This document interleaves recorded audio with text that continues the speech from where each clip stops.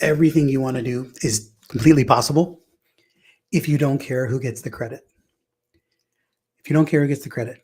See, I learned this wise piece of input 20 years ago when I was officiating high school basketball game.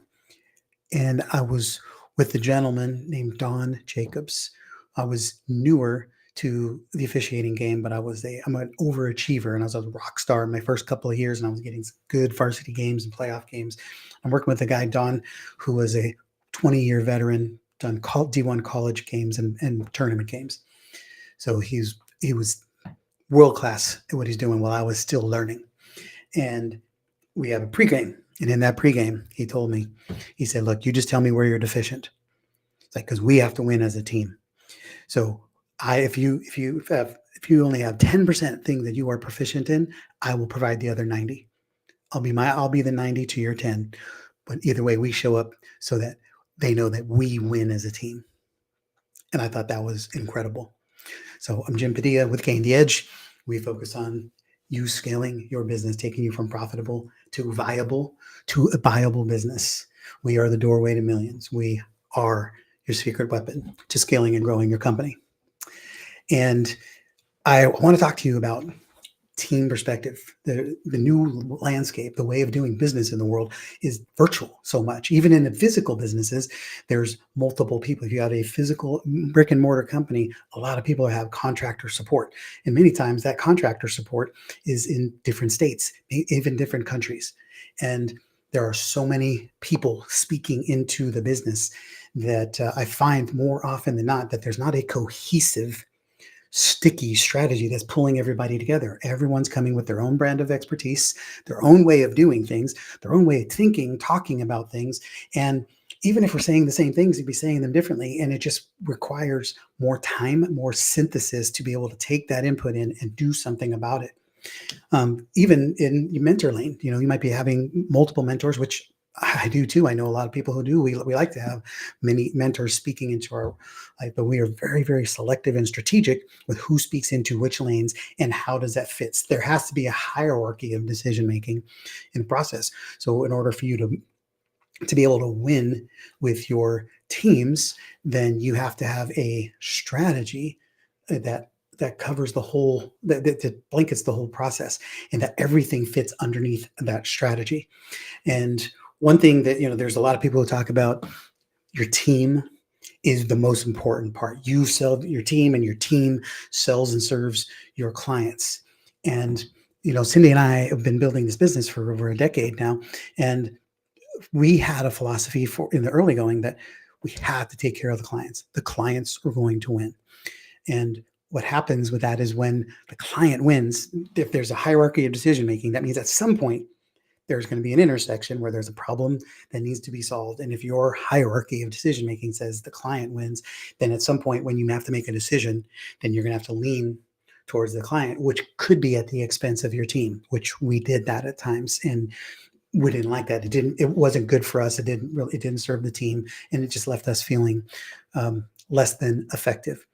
And then we switched that. Then we started leaning towards team. We said, okay, look, team's going to be the priority. But then what happens is every time you have an intersection of a problem or a challenge, then you're favoring team. And by default, you're not favoring the client. And that's not good either. Right. And then, then what happens in those scenarios is you're so busy serving the team that many times you're sacrificing the needs and the good of your own company. You're not feeding yourself. You're not giving yourself your own oxygen. Like, it's like an airplane, right? Everything comes down. You give yourself oxygen first so that you can be clear and coherent and be able to make the right decisions. So then what becomes the driving force in the priority? I'm trying to share my screen here and it's not letting me. So you're just gonna have to listen to me. Oh, wait, I think I got it. Okay. Come on, screen. Here we go.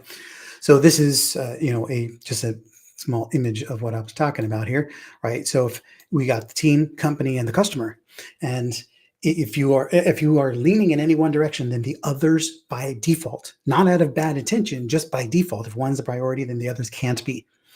And so if you make it the customer, or if you make it the team or your company, then somebody's going to be left out. You're going to have to constantly be in this balancing act. But one thing that we landed on, we came across is that this is the one thing that everybody has uniquely in common, and that is the mission. Okay. The mission. When everybody is on for the mission, then everything in the structure between the customer, the team, and the company is all said about the mission winning. When me and Don were officiating, the mission was the game goes smoothly and the team wins. They need to in a basketball game, the least important team for the stands, for the fans, for the outcome is the officials. Nobody showed up to see the officials. And we needed to win, which meant the game had to have no controversy and the kids had to be safe and everybody had an equal chance to win. And we were doing everything we could to create a competitive and value and safe environment where everything can happen that needs to happen and everything happens the way it's supposed to. The mission. That wasn't about making us look good, wasn't about making either team look good. It was about making sure that the game went off as planned and the greatest opportunities for everybody to win was in play. So it's all about being mission critical, right? It's making sure that the mission wins. And then in order to make that happen, then there are certain things that have to come into play, right? Obviously, there has to be an overarching strategy. Whether this is whether you have mentors and coaches. If you've got, type in the chat if you've got more than one mentor, if you've got people speaking into your business or into your life or into your relationship. We get coaches for everything we do. Whether it's it doesn't matter, fitness, relationships, tactical, if you're into weapons or hunting or shooting or golf or whatever. I get mentors for everything, and you probably do too. And that's okay, but there's got to be an overarching mission that all of these mentors are speaking into. Inside your business is no different. Who are these people speaking into you, and who's the hierarchy of decision making, so that everything else fits in unison, so that all of the strategies and the tactics that people are providing are all operating in one row. We're all pulling in the same direction, right? So that all the tactics support the strategy that is cohesive to ensure that the mission is winning. And underneath the strategy has to be a cohesive and branded philosophy. What is your philosophy on how this works? And then that philosophy is based on your set of values. What are the core values? What are the values your company operates on? That's in service to who you are as a human, as you are making your impact in the world. Everything should be in service to that greater good, to that mission. Otherwise, you are fractured and frantic and moving all over the place.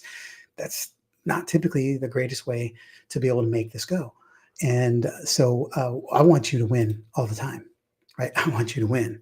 I want you to be able to have your team, which includes everybody who touches your business and your life. And too many times it's not thought of that way. And you need to be crystal clear, whatever the strategy is. One thing I see a lot is that you sell your team first. Your team is the most important. That is a strategy. That's a potential. But again, we've gone down that path. And when you do, then that means if your team is first, then you have to make sure that you are crystal clear on what is the philosophy and the strategy based on what values, so that if something comes up in a problem, problem solution mentality, there's a problem that needs to be solved. Because the team comes first, can that mean that the client doesn't, because you're supporting team first? Right. So how does the team winning support the mission first? Always be looking at that and thinking about that. And I want to, here's the other piece of that. If you are pulling people together, too many times we get focused on the doing part.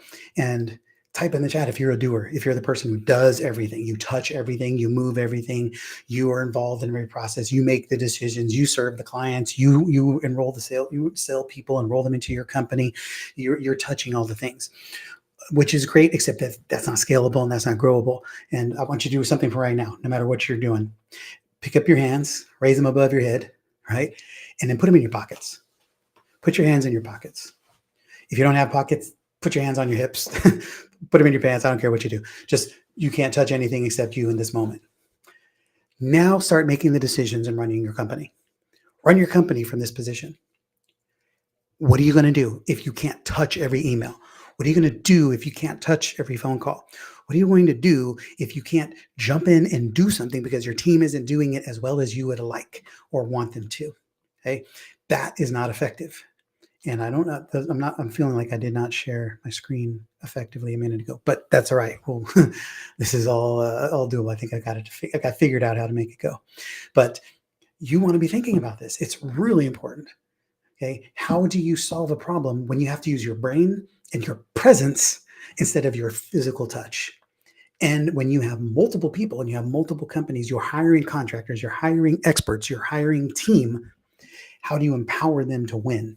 How do you uplift them? How do you prepare them? What are the right metrics that they're tracking? What are the right timelines? What are the right empowerments? What are the boundaries you're giving them so that they can be autonomous within those boundaries because it's in service to the mission, that they can come up with all the right tactics that support the strategy that's based on the philosophy of your company and the values in which you operate.